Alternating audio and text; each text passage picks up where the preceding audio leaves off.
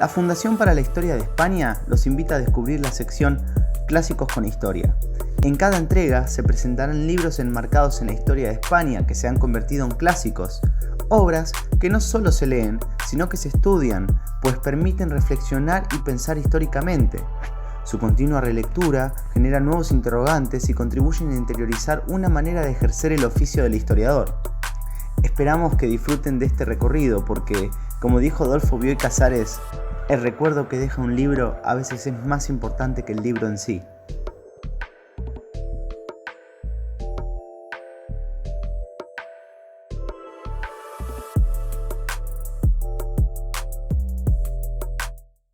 Un trabajo previo de aproximación a esta su gran obra clásica inexorablemente hubiese rozado una injusticia. John Eliot falleció el pasado 10 de marzo del 2022 a sus 91 años. Es un profundo deseo que el siguiente análisis no solo exprese con idoneidad su abordaje historiográfico, sino que rinda un digno homenaje a su memoria. Nació en 1930. Este historiador británico fue egresado de Eton College, doctor en historia del Trinity College de Cambridge. Siendo aún un estudiante, viajó a España y, entre otros recorridos históricos, visitó el Museo del Prado y quedó subyugado ante una obra de Velázquez. Gaspar de Guzmán y Pimentel, conde duque de Olivares, valido de Felipe IV. El aura de aquella figura, con su profunda arrogancia de poder, lo conmovió de tal forma que terminó orientando sus estudios a la historia de España. Esta dedicación le valió la titulación de hispanista entre sus colegas. En 1993, la Universidad de Salamanca lo distinguió con el premio Antonio de Nebrija. En 1996 recibió el premio Príncipe de Asturias.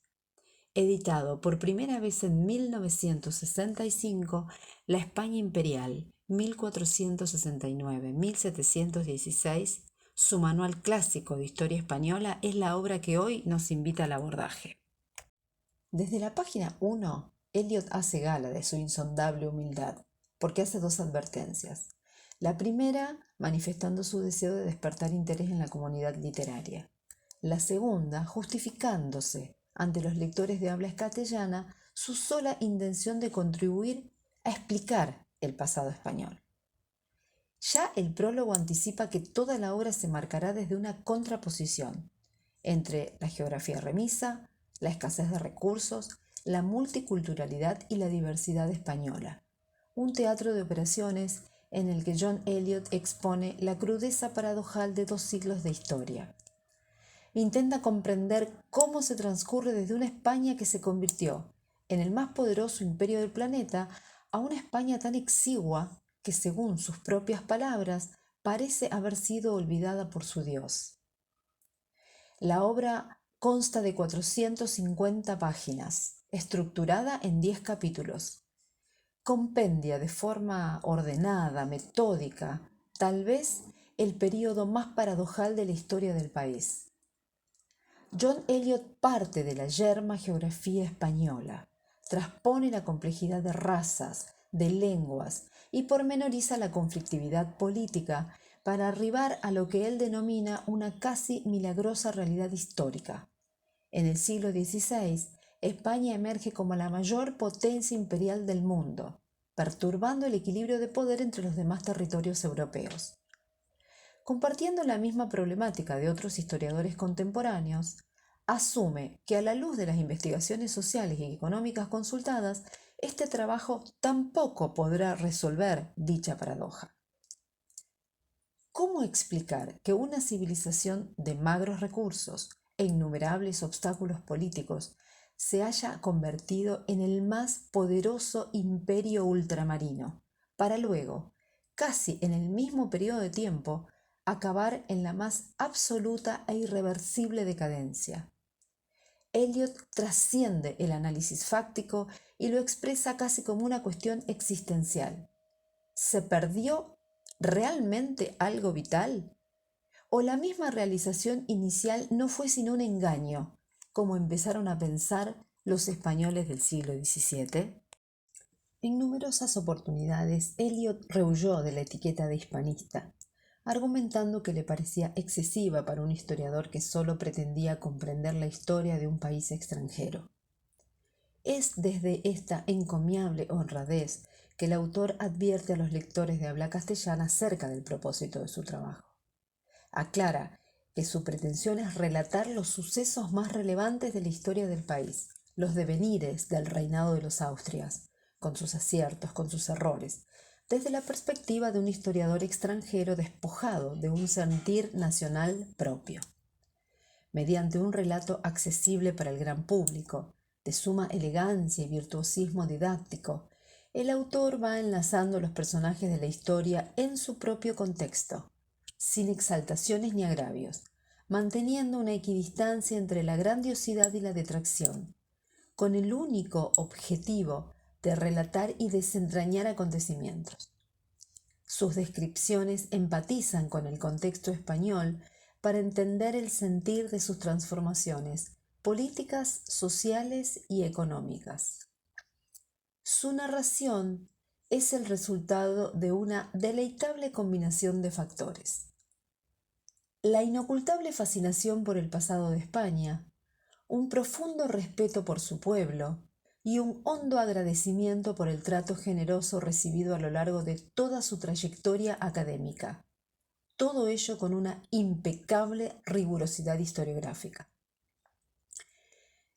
La unión de las coronas de Castilla y Aragón se presenta como un hecho inflexivo para la historia del país. Castilla será tratada como la punta de lanza de los destinos de España y los reyes católicos como los arquitectos de un paulatino poder político que va construyendo la corona de Castilla, lo que, para el autor, constituye el germen de la futura nacionalidad española. Ello no se atribuye a sus reflexiones personales, sino que está respaldado por su rigurosidad investigativa y por su incólume apego a la verdad. Eliot adopta una estricta sujeción al marco teórico que le otorgan los estudios generales, económicos y sociales de Jaume Vicens Vives, perteneciente a la corriente de la nueva historiografía española. De la misma forma, abrevando en los mayores representantes de la escuela de Anales, intenta abarcar todas las dimensiones de análisis para no parcelar su narración. A pesar de su enfoque constante sobre Castilla, Eliot trabaja sobre un tejido de integridad histórica de la España, no regionaliza los sucesos, los vincula permanentemente para conservar la noción de conjunto. Es así como en esta obra, John Eliot expone 247 años de victorias y derrotas, de prosperidad y miseria, de poder y declive. El autor se desapega de una pretendida objetividad para conmoverse de admiración ante la poderosa España imperial y para turbarse de desencanto ante la decadencia irreversible de la mano de los fracasos de Felipe IV, pese a los desesperados esfuerzos de su admirado conde duque de Olivares. A modo de cierre, el autor se empeña y elude cualquier intersticio de duda respecto de la centralidad de Castilla en esta paradoja española.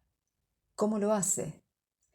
Recurre a una brillante apelación a Cervantes y Velázquez, dos gloriosos artistas castellanos, reseñando sus obras plenas de desilusiones y fracasos. Y ofrece al final una cita de Ortega y Gasset. Castilla ha hecho España y Castilla la ha deshecho. Toma esta cita porque para él bien podría ser, tal sus palabras, el epitafio para la España de los Austrias.